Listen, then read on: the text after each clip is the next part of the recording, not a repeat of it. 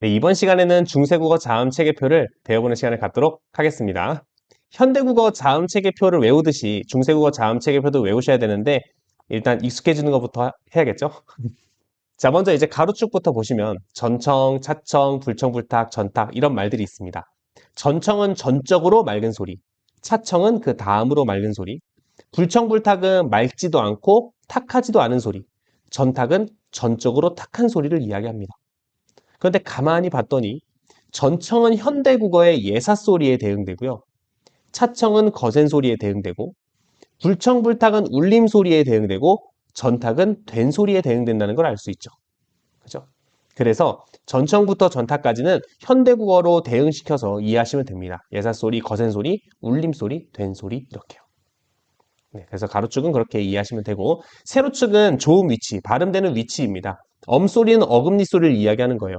아음이라고 이야기하고 혀소리는 말 그대로 혀소리, 설음이라고 이야기합니다.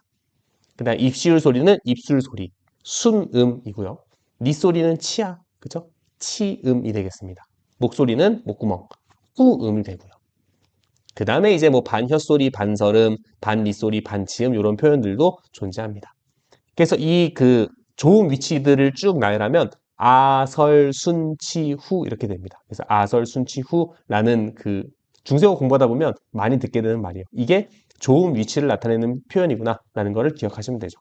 그렇죠? 그래서 아설, 순, 치, 후 세로축 기억하시고 가로축, 전청, 차청, 불청, 불탁, 전탁 기억하시면 이 가로축, 세로축 외우는 데는 크게 어렵지 않을 겁니다. 그런데 여기 있는 글자들을 뭔가 외우기 좀 어려우실 수도 있는데 이때 활용할 수 있는 게 뭐냐면 기본자입니다. 기본자. 기본자가 뭐냐면 그, 느, 무, 스, 응이에요. 가장 약한 소리들이죠. 근데 일단 혹시 주의해야 될 점이 뭐냐면 이거는 지금 음운표예요. 자음이라고 하는 음운에 대한 소리와 관련된 내용이에요. 근데 지금 제가 힌트를 드린 이 기본자는 글자, 문자, 알파벳을 이야기하는 겁니다. 근데 이 기본자가 어디서 나왔냐면 우리 맨 앞에서 세종이 글자를 만들 때 있잖아요. 자음의 글자를 만들 때 왜 상형의 원리로 만들었었잖아요. 그쵸? 그래서 이 그림 기억나시는지 모르겠는데 기본자의 첫 번째가 상형의 원리로 기본자를 만들었죠. 발음기관의 모양을 본떠서 기본자를 만들고 획을 더해서 가획자를 만들었잖아요. 그래서 기본자가 있고 가획자가 있죠. 근데 가획의 원리에 해당되려면 소리가 더 센 소리여야 되죠. 기본자의 획을 더하고 더 센 소리를 표현하면 가획의 원리였잖아요. 그 이야기는 가획자들은 센 소리, 기본자는 약한 소리란 이야기죠. 약한 소리에서 더 센 소리가 파생되는 거니까. 그렇죠? 그래서 기본자로 표현한 소리들은 약한 소리거든요. 그래서 이 문자, 기본자, 가장 약한 소리를 나타내는 글자들을 활용해서 이 자음 체계별을 쉽게 채울 수 있습니다. 그죠? 그래서 지금 보시면 가장 약한 소리들을 쭉 채우시면 되는데 가장 약한 소리라 함은 무릇 울림 소리입니다. 그래서 불청불탁의 그, 느, 무, 스, 응 중에서 느, 무, 응이 전부 다 불청불탁에 해당된다는 걸 알 수 있죠. 뭐야? 그러면은 방금 근데 가장 약한 소리 하면서 왜 그와 스, 즉 기역과 시옷으로 쓰이는 이 그와 스는 왜 가장 약한 소리가 아니냐라고 하면 그는 뭐라고 하냐면 아음 예디응으로 표현되는 응 소리 있거든요. 근데 이 응 소리가 대표성이 없다고 봤어요. 후음이랑 너무 소리가 비슷하기 때문에. 그래서 아음을 대표하는 소리는 그 소리다라고 해서 기본자 기역이 나타내는 소리가 전청 소리가 됩니다. 네, 그냥 이 예디응이 나타내는 응 소리가 이제 후음이랑 너무 비슷하기 때문에 대표성이 없다고 봤거든요. 그래서 아음, 엄소리만 기본자 기역이 가리키는 소리가 전청자고요. 나머지들은 기본자들이 가리키는 소리가 불청불탁이죠.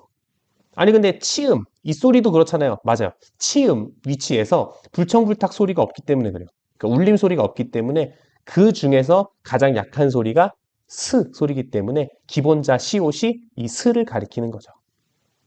그죠? 네, 그렇게 해서 우리 글자, 기본자를 활용해서 이 표를 외워주시면 아마 쉽게 이 자음 체계표를 외우실 수 있을 거라고 생각합니다. 그리고 이 자음 체계표에서 우리 불청불탁 후음 있잖아요. 목소리 불청불탁 이응, 동그라미. 우리가 지금 쓰는 동그라미랑 똑같이 생긴 거죠. 불청불탁 아음, 불청불탁 엄소리 옛 이응은 요거는 우리가 지금 쓰는 이응이랑 좀 다르게 생겼잖아요. 꼭지가 달렸으니까. 그죠? 우리가 쓰고 있는 요 이응에 대해서 일단 좀 이야기를 해보려고 합니다. 요 꼭지 달린 옛 이응에 대해서는 다음 영상으로 다루도록 할게요. 이 이응은 지금 우리가 쓰는 거랑 같다고 생각하실 수 있는데 실제는 소리값이 달랐습니다. 그래서 두 가지 소리가 있었는데 밑에 먼저 보시면 음가가 아예 없는 경우에도 이응을 적었어요. 마치 지금 우리가 뭐 우리라고 한다면 그냥 바로 모음으로 시작하는 표현이나 위에 동그라미 쓰고 우리라고 하나 초성에 오는 이응이 소리가 없잖아요. 그러니까 초성이 아닌 거죠. 그죠? 소리가 없이 그냥 소리가 없지만 이응을 적어주는 거잖아요. 중세 때도 그랬습니다. 소리가 없는데 이응을 적는 경우가 있었어요. 그래서 그렇게 음가가 아예 없는데 이응을 적는 경우가 있었고, 그 다음에 이제 후두유성 마찰음을 나타내는 이 이응이 있었습니다. 그러니까 특수한 자리에서는 이 이응이 또 특별한 소리가 났었어요. 그래서 우리가 알고 있는 이응이랑 다르다라는 걸 참고로 알아주셨으면 좋겠습니다. 우리가 지금 알고 있는 이응 소리 있죠. 응 하는 이 이응 소리는 예디응이 가지고 있었습니다. 그건 나중에 우리가 예디응 영상 할 때 자세히 다루도록 할게요. 네, 그래서 오늘 영상을 좀 정리하자면 자음체계표에서 가로축과 세로축이 있는데 가로축은 예사소리, 거센소리, 울림소리, 된소리이다. 세로축은 조음 위치, 아, 설, 순, 치, 후이다.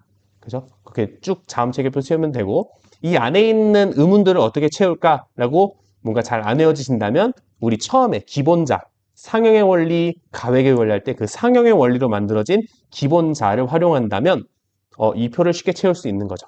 그죠? 기본자는 약한 소리들을 나타냅니다. 아음을 제외하고. 그죠? 그래서 아음에서는 기본자 기억이 가리키는 소리가 불청불탁 소리가 아니라 전청 소리라는 사실을 기억해 주셨으면 좋겠습니다. 그리고 뭐 보너스로 하나 더 한다면 이 동그라미 이응은 우리가 지금 알고 있는 응 소리가 아니라 후두유성 마찰음이라고 하는 특별한 소리 혹은 음가가 없는 경우 둘로 나뉜다 정도만 기억하시면 될 것 같습니다. 이 후두유성 마찰음이라는 소리를 설명할 때는 우리 기억 약화, 기억 탈락이라는 부분에서 다시 한번 자세히 설명하도록 하겠습니다. 그리고 이 음가 없는 이응에 대해서는 동국정원식 한자음 표기를 할 때 한 번 더 이야기를 하겠습니다. 그래서 혹시 궁금한 내용들이 있으면 제가 방금 말씀드렸던 그 부분을 찾아서 보시면 쉽게 이해되실 겁니다. 네, 그럼 다음 시간에 더 좋은 내용으로 찾도록 하겠습니다. 네, 이번 시간에는 옛 이응과 여린 히읗에 대해서 살펴보는 시간을 갖도록 하겠습니다. 옛 이응은 이렇게 쓰고 발음은 어떤 소리였냐면 응 소리였습니다. 그래서 초성에 오든 종성에 오든 응 소리를 냈어요. 그래서 초성에 올 때는 바올, 미드니 입가, 종성에 올 때는 올챙이, 백성 이렇게. 근데 종성에 올 때는 지금 현대국어가 동일한 것 같은데요? 맞아요. 올챙이, 백성 할 때 이응 소리는 지금이랑 똑같죠. 그래서 이 표기, 예디응, 꼭지 달린 이응은 16세기부터 표기는 소실됐지만 소리는 지금 현대국어의 이응이 물려받았죠. 그래서 지금 올챙이, 백성은 그 예디응의 이응을 그대로 소리를 가져왔다고 볼 수 있죠. 그래서 다만 이제 예디응으로 썼을 때 그 중세국어 시기, 훈민정음이 만들어진 시기에는 초성에도 이 응 소리를 냈었다라는 것 정도. 아, 그래서 예디응이 응 소리였는데 지금은 종성에서밖에 그 소리가 안 나는구나 라는 것 정도 알아주시면 되겠습니다. 네, 그래서 예디응 이렇게 예디응으로 쓰고 소리는 영국의 음이었다. 지금 우리의 응 소리가 이 예디응으로 표시됐었다라는 것 정도 알아두시면 되겠습니다. 초성에서든 종성에서든. 자, 그 다음에 이제 여린 히읗입니다. 히읗을 쓰다만 것 같이 생겼죠? 그래서 여린 히읗이라고 이야기하는데 성대 파열입니다. 성대를 닫았다가 파열시킨 소리예요. 이런 소리인데 마이크로 잘 들어갔는지 모르겠습니다. 어쨌든 성대 파열음인데 15세기 중반에 바로 소실됐어요. 그래서 얼마 쓰이지 않고 바로 소실된 거죠. 초성에서는 언제 쓰였냐면 고유어에서는 쓰이지 않고 동국정원식 한자음 표기에서 주로 등장합니다. 종성에서 쓰일 때는 좀 다양한데 사이소리 표기로서 여린 히읗을 썼습니다. 기억나시죠? 앞말이 모음으로 끝났을 때 요 여린 히읗으로 사이소리를 적었고 입성 표시 기억나시나요? 동국정원식 한자음 표기에서 이영보레로서 리을 뒤에 여린 히읗을 받쳐 적었습니다. 입성을 표시하기 위해서. 그죠? 자, 그 다음에 이제 세 번째 된소리 부어가 이제 좀 특별한 건데 니르고저 홀빼 이렇게 돼 있는데 이르고자 할바 가 뭐 이런 내용이거든요. 그래서 거기 보면 관용사용 어미 리을 뒤에 여린 히읗이 적혀 있죠. 그래서 이 여린 히읗이 뒤에 있는 비읍을 된소리로 발음해라 라는 된소리 부호로서 쓰였다라고 이제 현대학자들이 추론합니다. 왜냐하면 밑에 이 여린 히읗이 쓰이지 않은 표기를 보면 니르고저 홀 빼라고 나오거든요. 그런 걸 비교해 봤을 때 여린 히읗이 있을 때에는 뒤에 소리를 된소리로 읽으라는 표시겠네 라고 이제 된소리 부호로 추론을 하는 거죠. 네, 근데 뭐 사실은 좀 재밌는 얘기를 해드리면 밑에 펴디 못할 놈 이럴 때는 그 똑같이 관형사형 리을 뒤에 여린 히읗이 쓰였거든요. 근데 뒤에 거 된소리로 못 만들잖아요. 니은은 된소리가 없으니까. 그죠? 이건 뭐지? 라고 했을 때, 이거는 된소리 부호가 아니고 단순히 끊어있는 부호다. 그래서 뭐 절음 부호다. 뭐 이렇게 얘기하는 학자들도 있습니다. 그래서 이게 뭐 된소리 부호인지 절음 부호인지. 왜냐면 끊어 읽어도 뒷소리가 된소리가 되는 경향이 있거든요.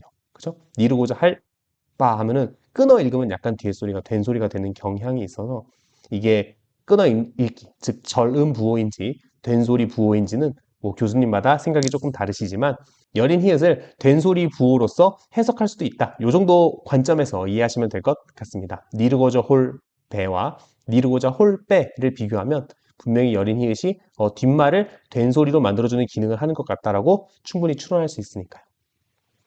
그죠? 네, 그럼 오늘은 그 예비음과 여린 히읗에 대해서 살펴봤습니다. 다음 시간에 더 좋은 내용으로 찾아뵙도록 하겠습니다.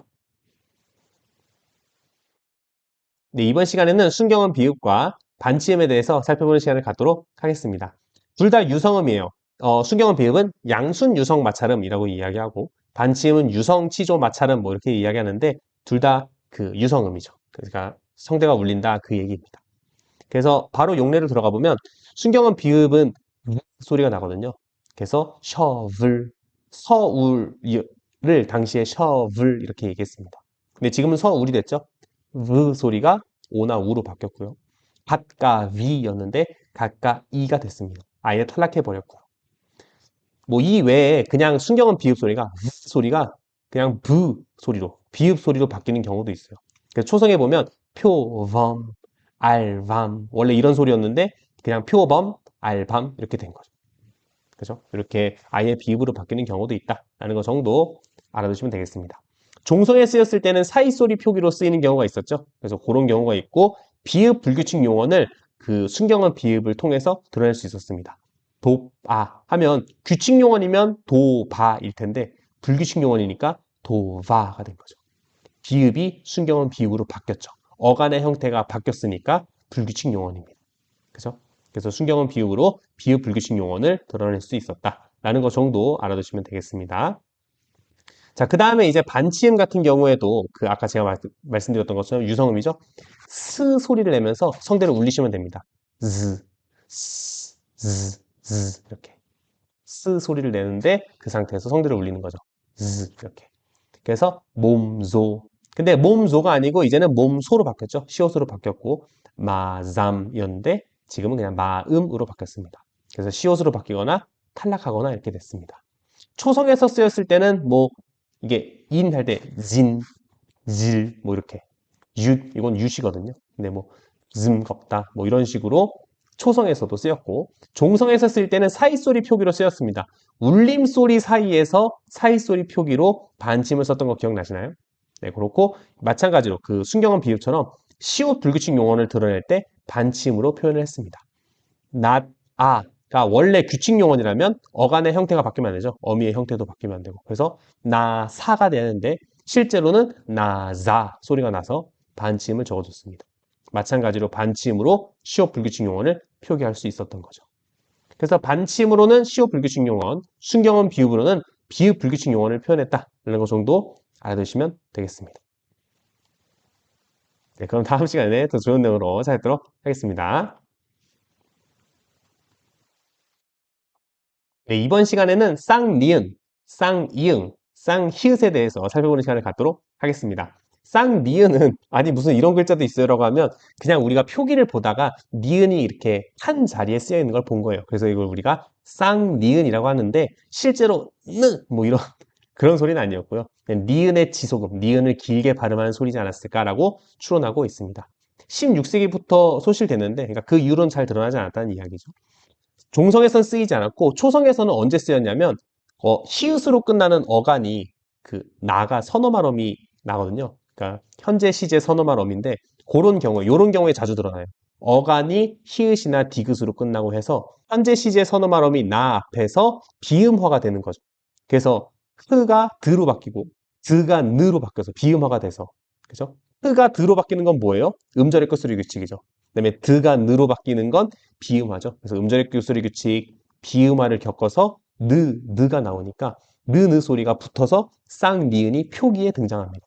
당시에는 음적 표기로 적은 것들이 많기 때문에 발음 나는 대로 적은 경우가 많거든요. 그래서 니은이라는 쌍니은이 표기에 드러나는 거죠. 그래서 받침 히읗이 니은에 동화됐을 때 쌍니은이 자주 나옵니다. 어간이 그 현재 시제 선어말음이 나와 만나서 히읗으로 끝나는 어간이 현재 시제 선어말음이 나와 만나서 이렇게 음절 끝소리 규칙 비음화를 겪어서 니은이 나오는 경우가 있죠. 표기에. 그래서 뭐 네, 특별한 소리는 아니고 그냥 긴 니은 소리구나 정도 기억해 두시면 될 것 같습니다. 자, 그 다음은 쌍이응 소리입니다. 긴장된 이음이라고 하는데 뭐 이런 소리였겠죠. 15세기 중반부터 소실됩니다. 이것도 빨리 소실되기 시작한 거죠. 종성에선 쓰이지 않았고 초성에 쓰였는데 피동형이나 사동형을 드러낼 때 쓰였습니다. 그래서 그냥 괴여라고 하면 사랑하여 이런 뜻인데 괴여라고 하면 사랑받아 이런 뜻이고요. 그리고 이제 사동형 해여도 있는데 주동으로 하면 그러니까 스스로 하는 거죠. 스스로 하는 거는 하여인데 사동형 시키는 거는 하게 하여 해여 이렇게 표현했습니다. 그런데 이제 요거는 우리 피동, 사동을 나중에 또 배울 거겠지만 피동접사, 사동접사가 당시에도 있었거든요. 그래서 이렇게 쓰일 수 있다 정도만 가볍게 보시면 될 것 같습니다. 네, 그 다음에 이제 쌍히읗입니다. 흐흐인데 실제로는 히읗의 센 소리예요. 그래서 약간 이렇게 히읗의 전탁음. 전탁 우리 배웠어요. 그쵸? 전탁은 된소리 계열이었죠. 그래서 히읗의 된소리라고 생각해 주시면 됩니다. 물론 우리가 지금 좀 뭔가 음가를 추론하기는 좀 어려워요. 그냥 좀 센 히읗 소리라고 생각하시면 될 것 같은데 이것도 15세기 중반부터 소실됐습니다. 일찍 소실됐죠. 그래서 지금은 어떻게 쓰이느냐라고 하면 켜다, 그러니까 불을 켜다에서 불을 켜다가 됐습니다. 키읔으로 바뀌었고요. 혈물에서 썰물에서 쌍시옷으로 바뀌거나 해서 그냥 히읗으로 합 이렇게 바뀌기도 했습니다. 그래서 키읔으로 바뀌거나 쌍시옷으로 바뀌거나 히읗으로 바뀌어서 표기되죠. 지금은. 그죠? 이렇게 의문이 바뀌었다라는 것 정도 알아두시면 되겠습니다. 동성에서는 쓰이지 않았고요. 초성에서는 뭐 홍, 첩, 뭐 이런데 보라, 혀다 뭐 이렇게 썼습니다. 그래서 고유어는 뭔가 여와 많이 쓰이는 느낌이 있습니다. 그래서 이제 일부 박사님들께서는 이게 국외음화된 히읗을 표현한 게 아니냐 뭐 이렇게 이야기하는 경우도 있습니다. 그 이를 만났기 때문에 그죠? 이 모음 그러니까 흐 소리가 이를 만나서 국외음화된 히읗을 드러낸 게 아니냐 뭐 이렇게 추론하는 교수님들도 있으십니다. 그냥 뭐 참고로만 알아두시면 될 것 같습니다. 네, 그래서 이번 시간에는 쌍니은, 쌍이응, 쌍히읗에 대해서 살펴봤습니다. 다음 시간에 더 좋은 내용으로 찾아뵙도록 하겠습니다. 네, 이번 시간에는 중세국어 단모음 체계표에 대해서 살펴보는 시간을 갖도록 하겠습니다. 현대국어 단모음 체계표에서 위, 외를 빼고 아래아를 추가하시면 돼요. 위, 외는 왜 빠지냐면 훈민정음 만들어질 당시에는 이게 발음이 어이, 아이, 우이, 오이여서 이중모음이었거든요. 그래서 이 친구들이 빠져야 됩니다. 그 다음에 아래아는 후설 저모음이었거든요. 그래서 후설 저모음 위치에 아래아를 찍습니다. 아래아가 이 표에는 원순모음 칸에 들어가 있긴 한데 누가 아래아 보고 원순모음이라고 하진 않습니다. 그래서 아래아는 원순모음은 아니고 후설 저모음이다 정도까지만 참고로 알고 있으시면 됩니다. 그러면 요거 방금 말씀하신 게 이 중세국어 단모음 표현지 어떻게 알아요? 라고 하면 이제 훈민정음 원본을 가지고 와서 지금부터 설명드리도록 하겠습니다. 세종이 이 모음의 음가들을 설명해 놨거든요. 소리값을 설명해 놨는데 일단 첫 번째 혀의 높이에 따라서 이, 으, 아를 어떻게 구분했냐면 이는 설, 불축, 혀가 오그라들지 않고 성천이라고 했어요. 소리가 얕다 그랬어요. 우리 이 발음하다 보면 이 혀가 높이 올라가서 소리 나는 부분이 그 뭐랄까 깊이가 얕아지죠. 그래서 성천이라고 합니다. 성천이란 얘기는 즉 고모음이다 그 얘기죠. 그렇죠? 혀가 평평하게 오그라지지 않은 상태에서 혀를 높이 올리면 소리가 나는 부분이 얕아지죠. 그렇죠? 그래서 요 천은 얕을 천자입니다. 그래서 소리가 얕아진다라는 이야기고 반대로 아래 아를 보니까 성심이라고 돼 있죠. 설축, 혀가 오그라들고 성심, 소리가 깊어진다. 저모음이란 이야기예요. 깊을 심자거든요. 그래서 하면 소리가 깊어진다라는 거예요. 그래서 이걸 보면서 이 모음은 고모음이고 아래 아는 저모음이구나라는 걸 알 수 있는 거죠. 그래서 이유는 고모음이고 아래 아는 제가 말했었죠. 후설 저모음에다가 찍는 겁니다. 그래서 아래 아는 저모음, 이는 고모음이구나. 라는 걸 알 수 있는 거죠. 그죠?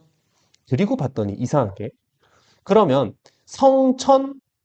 성천이 고모음이고 성심이 저모음이면 불심불천 고모음도 아니고 저모음도 아니면 의는 뭐여야 돼요? 중모음이어야 되죠.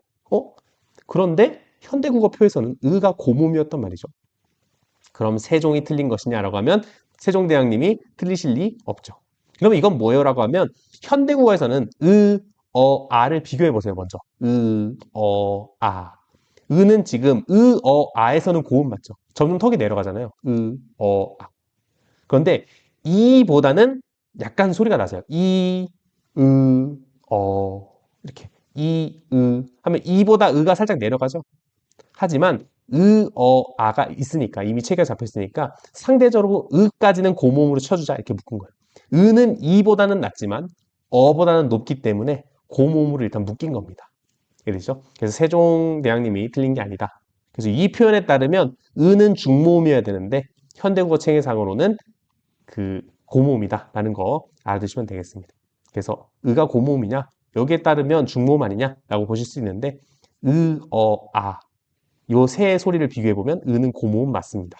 아시겠죠? 그래서 의모음까지는 고모음으로 봅니다. 다만 이모음에 비해서는 혀의 높이가 낮은 거죠. 그죠? 그렇게 알아두시면 되겠습니다. 그래서 이는 성천 고모음을 나타내고 아래 아는 성심 저모음을 나타냅니다.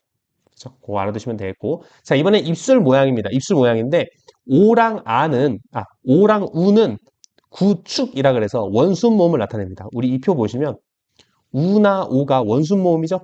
맞아요. 그래서 여기서도 뭐라고 하냐면 우나 오는 구축이라고 해서 구축이 원순성을 나타내는 겁니다. 그래서 원순 모음을 구축이라고 하고 아나 어는 구장이라고 하죠. 요거는 입술이 펴져 있다입니다. 구축은 입술이 수축했다는 얘기고 구장은 입술이 펴져 있다는 얘기죠. 그래서 입술이 펴져 있으니까 평순 모음을 이야기하는 겁니다. 그래서 원순이냐 평순이냐는 구축, 구장으로 설명할 수 있습니다. 그리고 이제 거기에 추가로 뭐라고 되어 있냐면 오나 아는 아와 아래 아와 한 종류이다 라고 했는데 이건 나중에 설명드릴 거예요. 모음 좋아해서 설명드리겠지만 양성 모음을 나타내는 거고요. 우나 어가 의와 한 종류이다 라는 건 의가 음성 모음이다 라는 걸 나타낸 겁니다. 이 양성 모음, 음성 모음은 나중에 따로 할게요.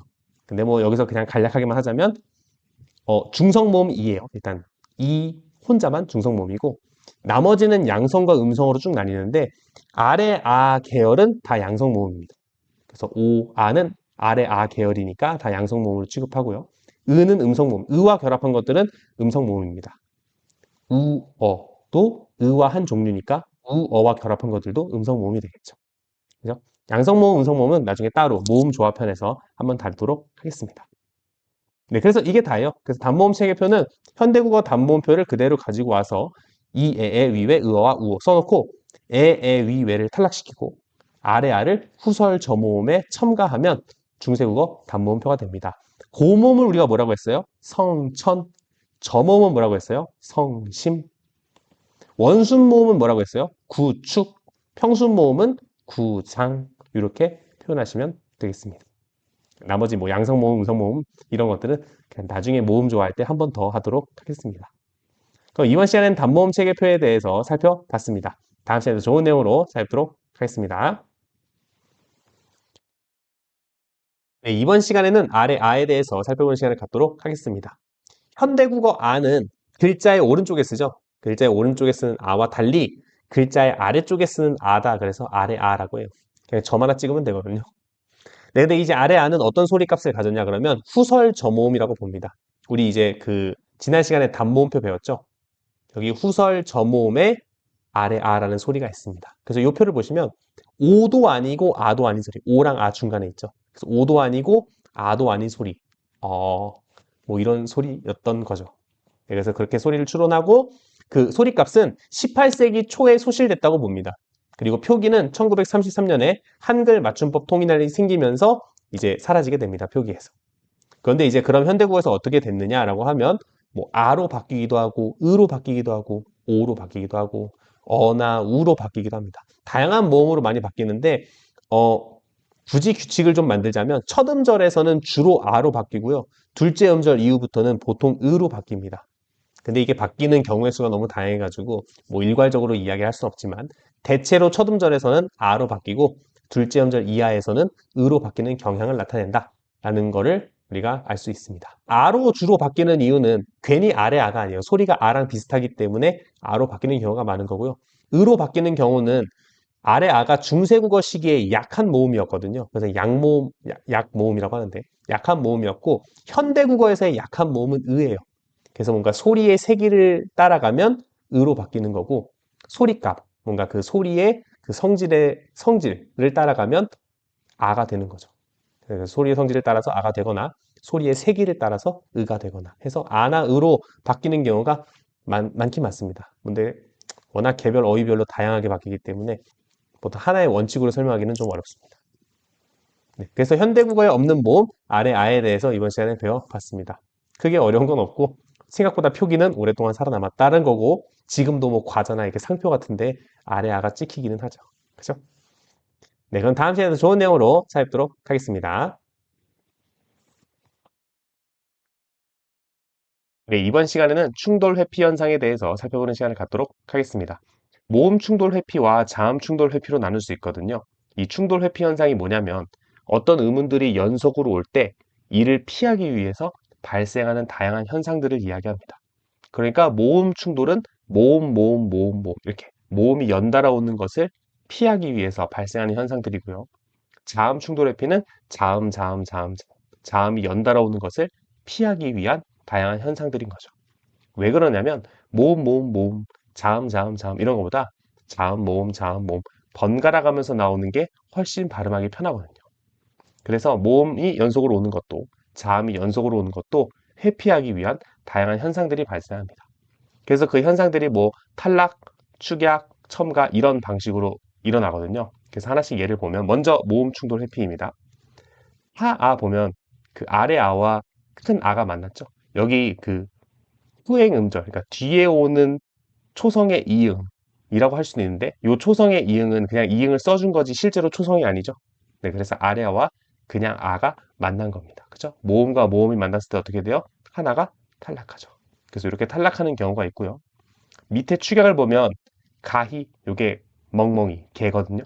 근데 여기 히읗이 어쨌든 탈락하고 이에서 개가 될 때 아와 이가 만나죠. 모음 두 개가 만났는데 어떻게 돼요? 이게 하나로 축약이 되죠. 그죠? 그래서 개가 됩니다.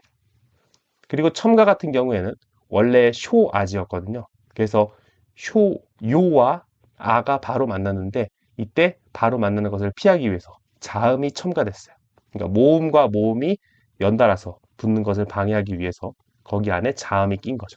그래서 모음, 자음, 모음 순으로 배열이 돼서 숑아지가 되었습니다. 그죠? 이렇게 모음이 연달아 오는 것을 탈락시키거나 축약시키거나 가운데 자음을 넣거나 이런 방식으로 회피가 일어나고요. 자음 충돌도 마찬가지로 먼저 첫 번째 탈락입니다. 맹갈 나오니라고 돼 있으면 그 선어 발음이 나 앞에서 니은 앞에서 리을이 탈락하죠. 그죠? 리을 니은이 연달아 왔는데 하나가 탈락하고요. 축약 같은 경우에는 히읗과 기역이 합쳐져서 흑 소리가 되죠. 그죠? 그래서 나, 호 이렇게 자음과 자음이 연달아서 아예 하나로 합쳐진 거고요. 첨가 같은 경우에는 자음과 자음이니까 중간에 하나가 모음이 들어가는 거죠. 그래서 요 자음 충돌 회피를 위해서 들어가는 모음을 우리가 매개모음이라고 부릅니다. 그래서 니은 리을이 붙었을 때 그 둘 사이에 모음이 하나 들어가는 거죠. 소, 날 이렇게 아래 아가 들어갔는데 요 아래 아가 첨가된 겁니다. 요때 아래 아를 매개모음이라고 부릅니다. 그리고 그 뒤에 먹, 니 했을 때 으와 느 사이에 으가 들어가죠. 그래서 요때의 첨가되는 으도 매개 모음이라고 할 수 있습니다. 그죠? 그래서 자음 충돌 회피를 위해서 모음이 첨가될 때 그 첨가되는 모음을 우리가 매개 모음이라고 부릅니다. 이해되시죠? 네, 그래서 이번 시간에는 충돌 회피 현상과 매개 모음이라는 개념에 대해서도 살펴봤습니다. 다음 시간에도 좋은 내용으로 찾아뵙도록 하겠습니다. 네, 우리 이번 시간에는 단모음화에 대해서 살펴보는 시간을 갖도록 하겠습니다.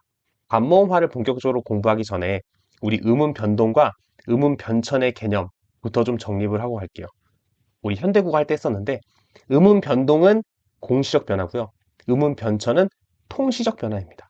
그래서 현대국어 시간에 배웠던 음운 변화들 있죠. 교체, 첨가, 축약, 탈락 이런 것들. 거기에 해당되는 모든 현상들은 다 음운 변동입니다. 현대라는 하나의 시점 안에서 변동하는 것들이니까요. 그렇죠? 그래서 음운 변동이라고 보고 역사적 흐름 안에서 통시적 변화는 음운 변천이라고 부릅니다. 그래서 중세국어, 근대국어, 현대국어로 넘어오는 과정에서 변하는 것들은 다 음운 변천이죠. 아니 그런데 이 PPT에 보면 음운 변동의 유형별 사라고 되어 있잖아요.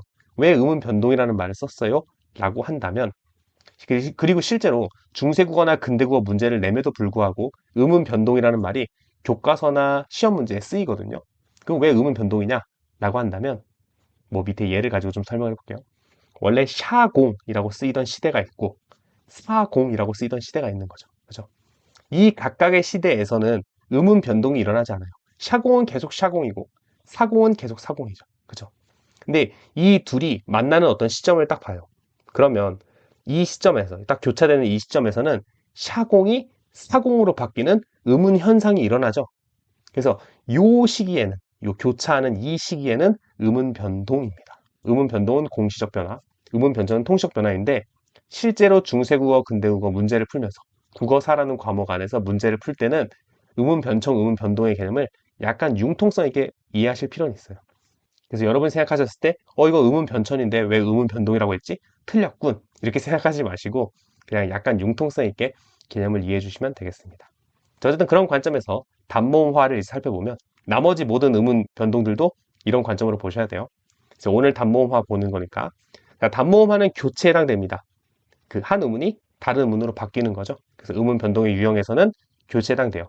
이중모음이 단모음으로 바뀌는 모든 현상들이 다 단모음화입니다. 그죠? 엄청 다양하겠죠? 다 단모음화인데 그 중에서 가장 대표적인 게 뭐냐면 스, 즈, 츠 뒤에서 야, 여, 요, 유, 예가 아, 어, 오, 우, 에로 바뀌는 것이 가장 대표적인 단모음화입니다. 그래서 스, 즈, 츠라는 환경에서 이중모음이 단모음화될 때가 가장 대표적이죠. 그래서 샤공이 사공이 되고 셔이 섬이 되고 겹이가 제비가 되는 이 과정들을 우리가 단모음화라고 이야기를 합니다. 그래서 이제 요거를 이제 가르쳐 주면 학생들이 물어봐요. 아니 그 제비할 때 어이가 훈민정음 만들어질 당시에는 어이라고 발음돼서 우리 왜 단모음표에서도 위, 왜를 뺐었잖아요. 그죠? 아니 그러면 제비가 당시에는 저이비 아니었나요? 라고 하실 수도 있는데 그때 그러니까 이중모음으로 발음할 때에는 제비가 아니라 접이었어요. 이해되시죠? 그러니까 제비라고 이미 이렇게 단모음화가 일어나던 이 시기에는 제비라고 말하는 이 시기에는 이미 애는 단모음화가 진행 다 끝났습니다. 그래서 제비는 단모음이었어요. 이게. 제비를 저이비라고 발음하려면 애를 어이라고 발음하던 시대에는 제비가 아니라 접이었어요. 표기가. 뭐 그렇습니다. 그래서 중세국어, 근대국어 해서 이 긴 시간 동안 이중모음이 단모음으로 바뀌었다. 뭐 그 이야기를 하는 거예요. 그래서 이중모음이 단모음으로 바뀐 모든 현상들을 단모음화라고 이야기하는데 가장 대표적인 것이 스즈 츠 뒤에서 이중모음이 단모음이 된 것이다. 라는 거 알아두시면 되겠습니다. 그럼 다음 시간에도 좋은 내용으로 찾아뵙도록 하겠습니다. 네, 이번 시간에는 설치금화에 대해서 배워보는 시간을 갖도록 하겠습니다. 설치금화라는 건 설치금이 아닌 것이 설치금이 된다 이 이야기겠죠. 이게 무슨 얘기냐면 리을이 여러 가지 소리들을 갖고 있거든요. 리을이 초성에 올 수도 있고 종성에 올 수도 있죠. 그죠? 초성에 오는 리을은 R 사운드가 나는데 이걸 우리가 탄설음이라고 얘기하고 종성에 오는 리을은 L 사운드가 나는데 이걸 우리가 설측음이라고 이야기를 합니다. 그래서 초성에 오는 리을이 종성에 오는 리을로 바뀌었을 때, 즉 R 사운드가 L 사운드가 되었을 때 이걸 우리가 설측음화라고 이야기해요. 그래서 초성 리을이 받침으로 온다 그 얘기거든요. 그래서 밑에 예시를 보면 뭐 다르다의 중세 표현이 다라다였거든요. 그래서 다라다의 어간 다라에 어미 아가 붙었을 때 아래 어간의 아래 아가 떨어지고 초성 리을이 받침으로 갑니다. 그래서 달아가 돼요. 그죠? 그리고 밑에 빠르다의 중세 표현이 빠라다였거든요. 그래서 빠라다의 어간, 빠라에 어미 아가 붙었을 때 아래 어간의 아래아가 떨어지고 빨아가 돼야 되는데 여기선 특이하게 리을이 첨가돼서 빨라가 되죠. 그죠?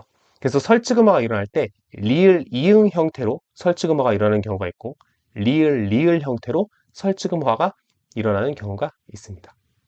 그래서 어찌됐든 초성에 있는 리을이 종성으로 R 사운드가 L 사운드로 바뀐다 라고 해서 설치금화라고 이야기합니다. 탄설음이 설치금이 되는 거죠. 그죠? 이 수업을 이렇게 그 학교에서 했는데 학생들이 이제 물어봐요.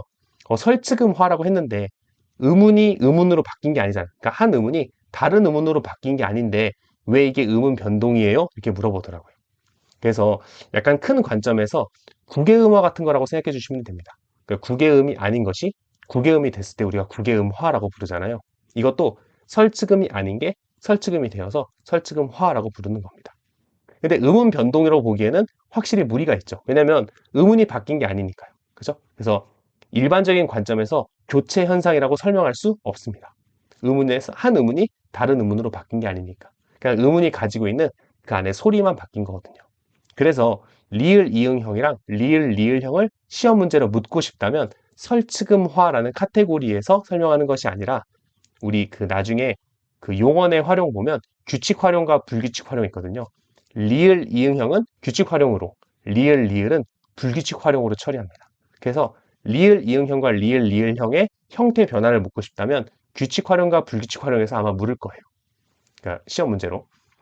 네, 근데 이제 교재에서 설치금화인데 제가 이제 교체로 설명한 이유는 우리 국외음화 관점에서 조금 어렵게 설명할게요. 국외음화 안에 음성적 국외음화라는 것도 있어요. 그래서 음성적 국외음화도 우리가 교체 현상 안에서 다루거든요. 그런 관점에서 설치금화도 교체 현상 안에서 다루는 겁니다. 네, 뭐 아무튼 그렇습니다. 그렇거든요. 네, 방금 제가 이렇게 한 말이 뭔가 좀 이해가 잘 안 되시면 그냥 음운 변동이 아니다라고 생각하셔도 돼요. 그러니까 리을에서 리을, 어차피 리을 리을이잖아요. 그래서 리을이 리을 변화 하나도 변화 안 하지 않았냐라고 하면 맞아요. 변화 안 했어요. 그래서 음운 변동이라고 보기 어려운데 왜 그러면 설치금화를 굳이 음운 변동에 넣었느냐라고 하면 국외음화라는 그 동일한 관점에서 이 교재를 서술하다 보니까 설치금화를 음운 변동에 넣었습니다. 그래서 실제 시험 문제 나올 때는 리을 이응형과 리을 리을형은 규칙 활용과 불규칙 활용 파트에서 시험 문제가 나올 가능성이 높습니다. 이해되시죠? 그래서 그냥 설치금화라는 이 키워드를 여러분에게 노출시켜주는 게 제 목표였기 때문에 교재에 이렇게 적긴 했는데 의문 변동은 아닙니다. 그러니까 한 의문이 다른 의문으로 바뀌는 교체, 의문 변동 유형의 교체로 보기에는 다소 무리가 있는 것도 사실입니다. 네, 정리가 잘 되셨으면 좋겠습니다. 혹시 이게 무슨 말인지 모르겠으면 궁금하시다면 댓글로 물어보셔도 되고 뭐 궁금하시지 않다면 그냥 네, 그냥 뭐 그 제가 무슨 생각이 있어서 이렇게 썼겠지라고 그냥 이해만 해주시면 될 것 같습니다. 그럼 다음 시간에도 좋은 내용으로 찾도록 하겠습니다. 네, 이번 시간에는 모음 조화에 대해서 살펴보는 시간을 갖도록 하겠습니다. 현대국어랑 개념은 같아요. 그래서 양성모음은 양성모음끼리, 음성모음은 음성모음끼리 조합되는 것을 우리가 모음 조화라고 이야기를 합니다. 그런데 중세국어 당시에는 중성모음이라는 것도 있었거든요. 이가 중성모음이에요. 중성모음 이 하나밖에 없어요. 근데 이 중성모음이 그 어디랑 어울리느냐라고 하면 음성모음이랑 조금 더 어울리는 경향성이 강했어요. 양성모음이랑도 어울릴 수 있는데 보통 음성이랑 많이 어울렸습니다. 그거 그냥 참고로 알아두시고. 중세국어 시기의 모음 조화는 현대국어보다 좀 더 철저하게 지켜졌어요. 그래서 PPT 아래쪽에 제가 적어놨는데 한 단어 안에서도 지켜졌고요. 체언과 조사가 만났을 때, 어간과 어미가 만났을 때도 지켜졌습니다. 그래서 철저하게 잘 지켜졌다는 거 기억하시면서 아니 근데 그러면 나도 잘 지키고 싶은데 어떤 모음이 양성이고 어떤 모음이 음성인지를 알아야 되지 않느냐라고 하실 것 같아서 제가 쭉 모음들을 나열해 봤습니다. 그런데 양성 모음은 일단 하늘의 모양을 본다 했잖아요. 하늘, 그죠? 하늘은 당연히 양의 기운이 강하겠죠? 플러스. 우리 약간 성리학적 관점에서 생각하셔야 돼요.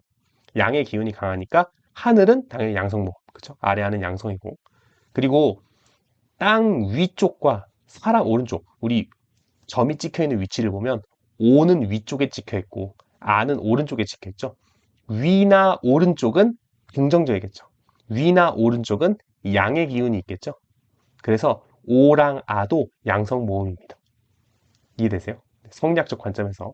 그래서 하늘, 위, 오른쪽 이런 것들은 다 양성 모음입니다. 그래서 보시면 요, 야 이런 것도 위쪽과 오른쪽이죠. 그리고 I 이런 것도 아래 아가 결합했고, OE 이런 것도 오가 결합했고, I 이런 것도 아가 결합했고, 그죠? 그래서 아래아, 오, 아와 결합하는 것들은 다 양성 모음입니다. 하늘, 위쪽, 오른쪽과 결합하는 것들은 다 양성 모음인 거죠. 그죠? 그리고 음성 모음 같은 경우에는 빵은 음의 기운이 좀 있죠. 그 다음에 우, 점이 아래쪽에 찍히거나 왼쪽에 찍혔으면 우나 어는 음의 기운이 강하겠죠. 그래서 우, 어와 결합한 것들은 음성 모음이 됩니다. 유, 여도 아래쪽과 왼쪽이고요. 의 같은 경우에는 의와 결합했고, 우이 같은 경우에는 우와 결합했고, 어이 같은 경우에는 어랑 결합했죠. 그죠? 이는 중성모음이니까 이는 계산하지 않아도 돼요. 그래서 이를 쫙 빼고 어떤 것과 결합했느냐. 그래서 양성과 결합했으면 양성모음, 음성과 결합했으면 음성모음이 되는 거죠. 돌려 말하면 아래아, 오, 아와 결합하면 양성모음, 어와 결합하면 음성모음이 됩니다. 이해되시죠? 그래서 요 두 가지 그 결합하는 어떤 것과 결합했느냐를 기준으로 보시면 양성모음과 음성모음을 잘 구분하실 수 있을 겁니다. 네, 그럼 다음 시간에도 좋은 내용으로 찾도록 하겠습니다. 네, 이번 시간에는 이화, 유추, 도치에 대해서 배워보는 시간을 갖도록 하겠습니다. 이화는 우리 동화와 반대말이에요. 그러니까 동화는 다른 것이 비슷해지거나 같아지는 것을 우리가 동화라고 하잖아요. 이화는 완전 반대입니다. 같거나 비슷한 게 다른 의문으로 바뀌는 것을 우리가 이화라고 해요. 그래서 제가 이거 교재에다 적어놨는데 이화는 정말 다양한 의문 현상들을 다 포괄합니다. 그러니까 비슷하거나 같은 게 달라지기만 하면 전부 다 이화예요. 그래서 이화라는 큰 범위 안에 여러 가지 의문 변동들이 섞여 있는 거죠. 이해되시죠? 그래서 비슷하거나 같은 게 달라지기만 하면 전부 다 이화예요. 이화라는 명칭을 제가 여러분들에게 소개해드리고 싶어서 이렇게 따로 뺐지만 개별 현상은 아니에요. 이화라는 큰 현상 안에 여러 가지 의문 변동이 있다라는 것 정도 알아두시면 될 것 같아요. 근데 이화는 그럼 왜 일어났느냐라고 하면 발음을 분명히 하려고, 즉 청각 인상이라고 하는데, 그러니까 귀에 확확 박히도록 하는 거죠. 원래 거북이었어요. 근데 비읍이 두 개죠. 초성에도 있고 종성에도 비읍 비읍이니까 뭔가 잘 안 들리는 거예요. 뭔가 먹먹하고. 그래서 거북이라고 하면 좀 더 분명하게 들리죠. 그죠? 그래서 이런 것처럼 어, 같거나 비슷한 게 아예 달라질 때 우리가 이거를 이화라고 합니다. 그래서 혹시 문제를 풀 때 선택지 같은데 이화가 일어났다 뭐 이렇게 하면 아 동화와 반대말이구나 라고 그냥 크게 이해해 주시면 될 것 같아요. 자, 그 다음에 유추입니다. 유추는 그 혼란한 그 다양한 언어의 형태 있죠. 혼란한 단어의 형태들을 좀 통일시키려고 하는 현상들을 우리가 유추라고 이야기를 해요. 그래서 왜 영미권 어린이들 보면 마우스 있죠, 쥐. 쥐의 복수형이 뭐니? 쥐가 여러 마리 있을 때 우리가 뭐라고 부를까라고 하면 마이스라는 단어를 안 배운 아이들은 마우시즈라고 하죠. 그러니까 명사 뒤에 es나 s를 붙여서 복수형을 만드는 규칙을 알고 있으니까 마우스에도 s를 붙여서 마우스이즈라고 하는 거죠. 하지만 정답은 뭐예요? 마이스죠. 그죠? 근데 이런 것처럼 우리가 혼란한 어용, 그러니까 다양한 불규칙을 많이 만들지 않고 일정한 규칙 안으로 다 들어오게 만들려는 경향성이 있거든요. 그런 의미에서 일어나는 의문 변천, 의문 변동이 유추입니다. 그래서 밑에 사례들을 좀 보시면 열흘이 기준형이 돼서 원래 사알, 나알이었거든요. 근데 열흘이 기준이 되니까 아 뒤에 히읗 있어야 되는 거 아닐까? 라고 해서 사흘, 나흘이 되었습니다. 그리고 부사는 대체로 로로 끝나죠. 거꾸로, 제대로 이런 것처럼. 그래서 원래 서르라는 말이 있었는데 서로로 바뀌었습니다. 로로 끝나는 게 훨씬 자연스럽다고 생각한 거죠. 그리고 명사는 대체로 음으로 끝나는 경우가 많죠. 그래서 울음, 웃음 이런 것처럼. 그래서 처점이었는데 이것도 음으로 끝나는 게 자연스럽지 않을까라고 생각해서 처음이 됩니다. 이해되시죠? 그래서 우리가 생각하는 어떤 기준형에 다른 단어들을 쭉 맞추는 거죠. 마치 마우시즈라고 말하는 것이 더 편한 것처럼. 그죠? 그래서 이런 현상들이 다양한 단어들에 걸쳐서 역사적으로 기니까요. 그죠? 통치적 변화가 일어났다. 라는 것 정도 알아두시면 될 것 같아요. 자, 그 다음에 도치입니다. 도치는 말 그대로 앞뒤의 음이 서로 바뀌는 현상입니다. 그래서 음운도치, 음절도치 크게 나눌 수 있는데 음운도치 같은 경우에는 원래 뱃복이었어요. 근데 지금 배꼽이 되었죠. 밑에 그 뒤에 후행음절이죠. 두 번째 음절의 초성과 종성이 위치가 바뀌었죠. 그죠? 이렇게 음운이 바뀔 수 있어요. 해야로비에서 해오라비로. 어떤 게 바뀌었어요? 두 번째 음절과 세 번째 음절의 모음이 서로 바뀌었죠. 그래서 이렇게 음운이 바뀌는 경우가 있습니다. 그걸 우리가 음운도치라고 하고, 음절도치는 그냥 아예 음절이 바뀌는 거예요. 지금은 혹시지만 옛날에는 시혹이었어요. 그죠? 그래서 아예 음절이 바뀌는 경우도 있고 음운이 바뀌는 경우가 있었다. 이런 것들을 우리가 도치라고 이야기를 합니다. 그죠? 그래서 우리 이번 시간에는 이화, 유추, 도치에 대해서 배워봤습니다. 다음 시간에 더 좋은 내용으로 찾도록 하겠습니다. 네, 이번 시간에는 음절의 끝소리 규칙에 대해서 배워보는 시간을 갖도록 하겠습니다. 현대국어의 음절의 끝소리 규칙과 동일해요. 다만 이제 그 중세국어 시기에는 그 받침에 올 수 있는 소리가 8개였다는 게 특징인 거죠. 그래서 개념을 좀 보시면 팔종성 이외의 받침이 음절 말에서 팔종성 중 하나로 바뀌는 거예요. 팔종성 기억나세요? 그느, 드르, 무, 브, 스, 응. 그죠? 현대국어 가느다란 물방울에 스가 하나 첨가된 거죠. 그죠? 중세국어 시기에는 드, 그러니까 디귿으로 대표되는 드 소리와 시옷으로 대표되는 스 소리가 서로 구분됐으니까. 그죠? 그래서 이 소리들 이외에는 소리가 날 수 없어서 나머지 소리들은 이 소리로 바뀌는 거죠. 그걸 우리가 음절의 끝소리 규칙이라고 하죠. 그래서 음절 말이라고 하는 환경이 정확히 어떻게 되냐면 자음 앞이나 휴지 앞. 근데 휴지는 이게 휴지는 쉰다는 얘기거든요. 어디서 쉬냐면 단독으로 올 때 쉬고요. 모음으로 오는 실질 형태소 앞에서도 쉬어요. 그래서 어쨌든 자음 앞에서 단독으로 쓰일 때 모음으로 오는 실질 형태소 앞에서 음절의 끝소리 규칙들이 일어나는 거죠. 그래서 먼저 자음 앞을 보시면 곧, 과 돼 있을 때 요 과, 기억이 뒤에 후행 음절에 기억이 와 있죠. 그러니까 기억 앞에서인데 원래 이 곧이 그 제가 참고에 적어놨는데 꽃이에요. 꽃. 꽃을 나타낼 때는 고의 지읒 받침이거든요. 근데 지읒이 종성에서 소리가 날 수가 없으니까 스, 그러니까 시옷으로 대표돼서 시옷으로 바뀌는 거죠. 왜? 자음 앞이니까. 그죠? 곧, 과 할 때 과. 기억 앞에서 즈가 지읒이 시옷으로 바뀌는 거죠. 그죠? 그러니까 자음 앞에서 음절 끝소리 규칙이 일어나고 단독형 혼자 올 때. 그래서 앞에라고 할 때 우리 앞이 당시에는 리을 피읍 받침이었거든요. 그런데 단독으로 올 때는 리을 피읍이 리을 비읍, 흐가 으가 된 거죠. 그죠? 음절 끝소리 규칙이 정의되고 왜? 혼자 쓰였으니까. 단독형으로 왔으니까. 그죠? 그래서 단독형으로 쓰일 때, 혼자 쓰일 때 음절의 끝소리 규칙이 일어나고요. 모음으로 오는 실질 형태소 앞에서 이 솥 안에 있대. 이 솥이 그 우리 밥해 먹는 솥거든요. 그래서 솥을 하면은 솥을인데 솥 안에라고 할 때 요 안은 실질 형태소니까 그때 솥 피읍 받침이 디귿 받침으로 적히는 거죠. 그렇죠? 그래서 이렇게 음절의 끝소리 규칙이 자음 앞에서 일어나기도 하고 홀로 단독형으로 쓰였을 때 일어나기도 하고 모음으로 오는 실질 형태소 앞에서 일어나기도 합니다. 그래서 좀 더 그 시험 문제스럽게 이야기하면 자음 앞이나 휴지 앞에서 일어난다.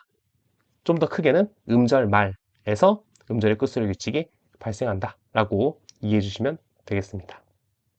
그럼 다음 시간에 좋은 내용으로 찾도록 하겠습니다.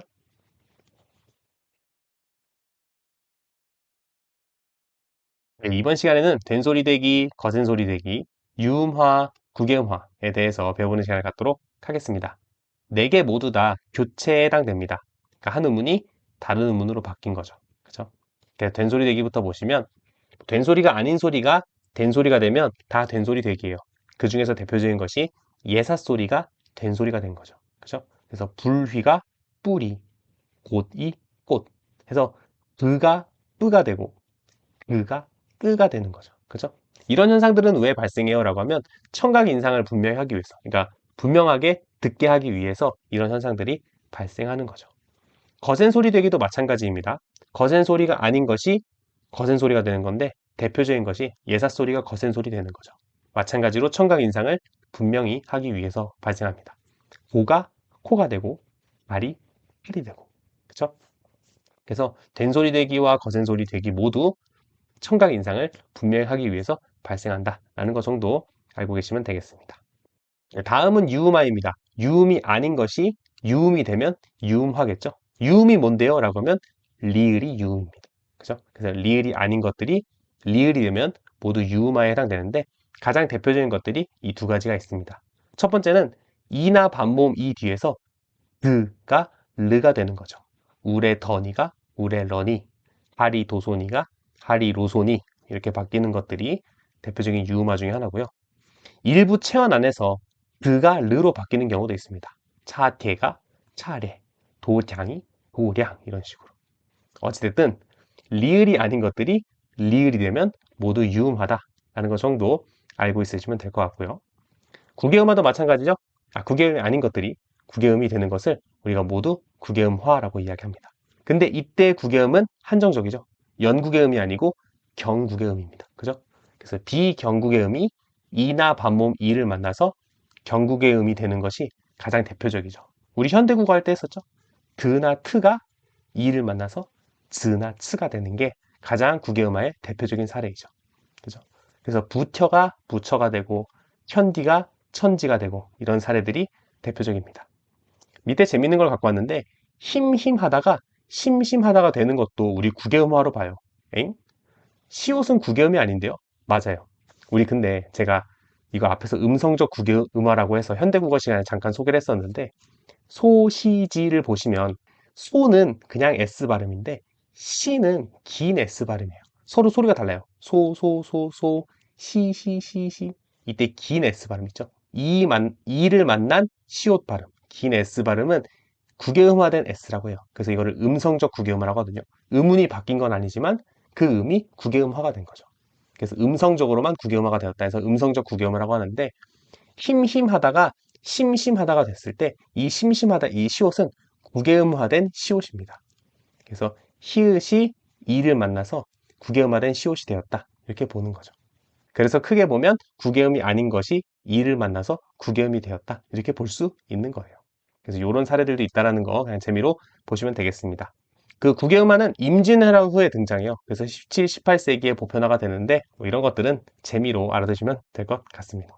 그럼 다음 시간에 더 좋은 내용으로 찾도록 하겠습니다. 이번 시간에는 원순모음화, 전설모음화, 그리고 이모음 역행동화에 대해서 살펴보는 시간을 갖도록 하겠습니다. 세 개의 현상 모두 다 교체 현상에 해당됩니다. 한 음운이 다른 음운으로 바뀌는 거죠. 그렇죠? 그래서 원순모음화부터 보시면 비원순모음, 즉 평순모음이 원순모음이 되면 모두 다 원순모음화예요. 근데 그 중에서 가장 대표적인 게 프 뒤에서 으가 우로 바뀌는 것이 가장 대표적입니다. 프 입술 소리죠? 입술 소리를 발음하면서 으를 발음하는 것보다 우랑 같이 발음하는 게 훨씬 편하거든요. 물보다 물이 훨씬 발음 편하죠? 그죠? 그래서 프 뒤에서 입술 소리 뒤에서 으가 우로 교체되는 것이 원순모음화의 가장 대표적인 현상입니다. 18세기에 좀 많이 일어났어요. 뭐 근데 일어난 그 발생한 시점, 뭐 활발히 일어난 시점 같은 거는 그냥 재미로만 보시면 되고. 자, 전설모음화 같은 경우에는 후설모음이 전설모음으로 교체된 거죠. 그죠? 그래서 모든 현상들, 후설모음이 전설모음이 되는 모든 현상들이 전부 다 전설모음화인데 그 중에서 대표적인 것이 츠 뒤에서 으가 이로 교체되는 겁니다. 그래서 짓이 되는 거죠. 근데 스즈츠 뒤에서 으가 왜 이로 바뀌어요? 라고 하면 스즈츠를 발음할 때 이 조음 위치가 후설 모음과의 거리보다 전설 모음과의 거리가 훨씬 가깝거든요. 그래서 전설 모음과 함께 스즈츠를 발음하는 게 훨씬 편해서 으가 이로 바뀌는 거죠. 스즈츠를 만났을 때. 그죠? 그래서 후설 모음이 전설 모음이 되니까 전설 모음화라고 부릅니다. 요 스즈츠 뒤에서 으가 이로 바뀌는 현상도 18세기 활발히 일어났습니다. 그냥 참고로만 알아두시고. 자, 마지막으로 이모음 역행동화입니다. 이모음 역행동화는 요거 설명하기 위해서 제가 이 현대국어표를 가지고 왔어요. 그래서 자미가 재미가 되는 거예요. 현대국어랑 똑같아요. 후행음절 미에 있는 이가 앞에 있는 자미의 아를 에로 바꾼 거죠. 현대국어 모음표 보시면 아가 에가 된 거죠. 후설 모음이 전설 모음이 됐죠. 그죠? 이 때문에 이를 만나서 이와 더 가까운 소리가 되기 위해서 아가 에가 된 겁니다. 그죠? 자, 그런데 재미를 중세국어 당시에는 자이미 뭐 이렇게 읽은 거 아니에요? 라고 하실 수도 있는데 왜 우리 현대국어 할 때 혹시 기억나세요? 이모음 역행동화를 설명하기 위해서 전설모음 5개, 후설모음 5개의 체계를 갖췄다 이런 얘기를 했었잖아요. 그쵸? 그 얘기가 무슨 얘기냐면 이모음 역행동화가 발생했다는 얘기는 이미 에, 위, 외가 단모음으로 고정되어 있는 거예요. 이미 단모음화가 된 거예요. 그래서 자미가 재미로 되는 이모음 역행동화라는 현상이 발생할 때는 이미 에는 단모음으로 굳어졌습니다. 그러니까 자미가 자이미 이렇게 된 게 아니고 자미가 재미가 된 거죠. 이해되시죠? 그래서 이 모음과 닮기 위해서 후설모음 아가 전설모음 애가 된 거예요. 그런데 후행음절이 선행음절에 영향을 줬죠. 그래서 역행동화이고 이 모음 때문에 발생한 거죠. 그래서 풀네임이 이 모음 역행동화가 된 거죠. 그죠? 이 모음 역행동화라는 현상이 발생할 때에는 위, 외가 이미 다 단모음화가 진행돼서 후설모음이 전설모음으로 바뀌는 이 세트가 완성된 거죠. 그죠? 그래서 끓이다가 끼리다, 어미가 애미, 아비가 애비, 죽이다가 쥐기다, 고기가 괴기 이렇게 되는 모든 현상들이 짝이 맞잖아요. 그죠? 이모음 역행동화의 세트가 딱 맞게 된다는 이야기는 위, 외가 이미 다 단모음화가 된 겁니다. 이해되시죠? 혹시 질문 있으시면 댓글 달아주시면 되겠습니다.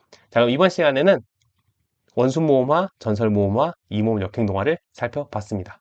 다음 시간에 더 좋은 내용으로 찾아뵙도록 하겠습니다.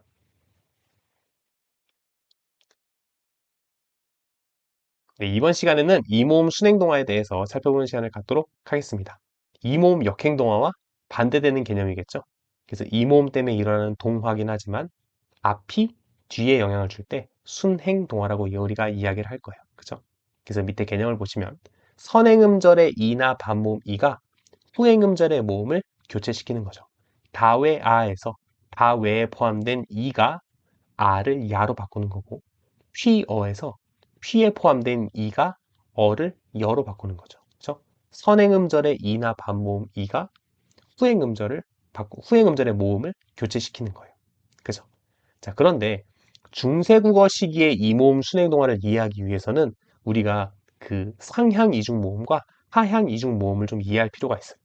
상향 이중 모음은 뭐냐면 이중 모음은 반모음과 단모음의 결합이잖아요. 그죠? 근데 상향이라는 건 반모음이 앞에 오는 거예요. 그러니까 짧고 길어지니까 모음이 올라가죠. 그래서 이걸 우리가 상향 이중 모음이라 그러고 하향 이중 모음은 반모음이 먼저 오고 반모음이 나중에 오는 거예요. 그래서 모음이 내려가니까 하향 이중 모음이라고 해요. 그런데 현대국어에서는 상향 이중 모음인 게 중세국어에서는 하향 이중 모음이에요. 엥? 무슨 소리예요? 간략하게 설명해 주세요라고 하면 우리 왜 이상합자라고 배운 것들 있죠. 뒤에 중세국어 모음 글자상 쭉 보면 뒤에 이가 쫙 결합해 있잖아요. 이 붙어 있는 모든 이가 전부 다 반모음 이입니다. 몰랐어요. 반전이에요. 맞아요. 그죠? 그래서 외나 위 같은 경우에 현대국어에서는 상향 이중모음이에요. 반모음 오우에 단모음 이가 결합했다고 보거든요. 근데 중세국어 시기에는 단모음 오우에 단모음 이가 결합했다고 봅니다. 그러니까 현대국어에서는 상향 이중모음인데 중세국어에서는 하향 이중모음인 거죠. 그래서 위에 다시 예를 보면 다외아에서 이거 다외다가 되다라는 뜻이거든요. 그 되어라는 걸 다외아라고 했어요. 자, 근데 다외아에서 이 외에 포함되어 있는 이거 뭐예요? 그러면 반모음 이죠. 그죠? 어간의 반모음 이가 어미를 야로 바꾼 거죠. 그래서 어미의 아를 야로 바꾼 거죠. 그죠? 그래서 선행음절의 반모음 이가 후행음절의 모음을 교체시킨 거예요. 아가 야로 바뀌었을 때 반모음 이와 성질이 더 비슷해지니까 동화죠. 그래서 선행음절의 이나 반모음 이가 후행음절을 자기와 동화시킨 거죠. 그래서 이모음 순행 동화가 됩니다. 그래서 우리 이모음 순행 동화는 중세국어 시기에 이가 붙은 것들, 이상합자들은 전부 다 반모음 이가 붙은 거였다라는 사실도 기억하고 있으셔야 정확하게 그 선택지를 고르실 수 있을 거예요. 이해되시죠?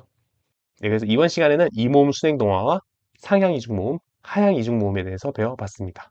다음 시간에 더 좋은 내용으로 찾아뵙도록 하겠습니다.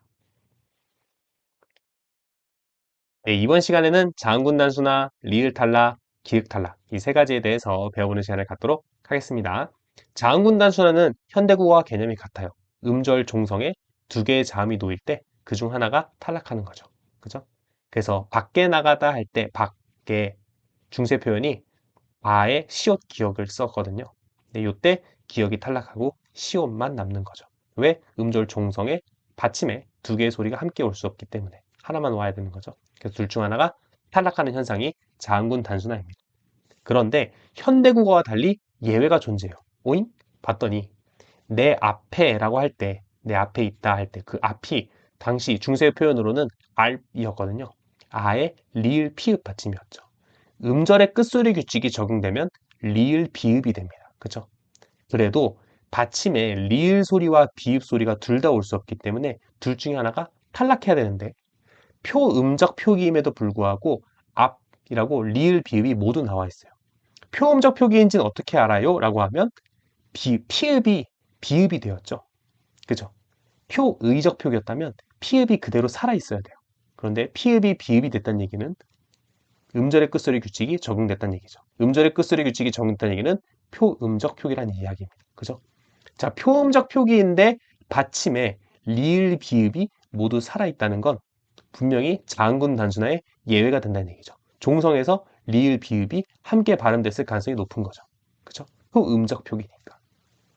그죠? 그래서 현대국어와 달리 자음군 단순화의 예외가 존재했다라는 것도 참고로 알아두시면 될 것 같아요. 그죠? 자, 그 다음에 리을 탈락입니다. 리을은 그냥 말 그대로 어떤 조건에서 리을이 탈락한다 그 얘기거든요. 그래서 디귿, 니은 앞에서 리을이 탈락하는 경우도 있고 시옷 앞에서 리을이 탈락하는 경우도 있습니다. 그죠? 그래서 길 돋던 고가 기돋던 고 이렇게 되고 물결이 묻결 이렇게 되는 것들이 리을 탈락의 사례가 되겠습니다. 이런 거 알아두시면 되겠고 기역 탈락도 있어요. 기역 탈락은 리을 뒤, 반모음 이 뒤, 서술격 조사 이 뒤, 선어말 어미 리 뒤에서 바뀌는데 이때 기역이 표기는 탈락하지만 소리는 남아있어요. 소리는 약화돼서 남아있어서 후두유성어 마찰음이라 그래서 이 꼬부라든지 H 소리도 바뀝니다. 기역 소리가. 그래서 표기는 기역이 탈락해서 기역 탈락이라고 부르시는 분들도 있고요. 교수님들 중에서. 그리고 기역이 이응으로 소리가 약화되었다 그래서 기역 약화라고 부르시는 분들도 있어요. 그래서 기역 탈락, 기역 약화 같은 말입니다.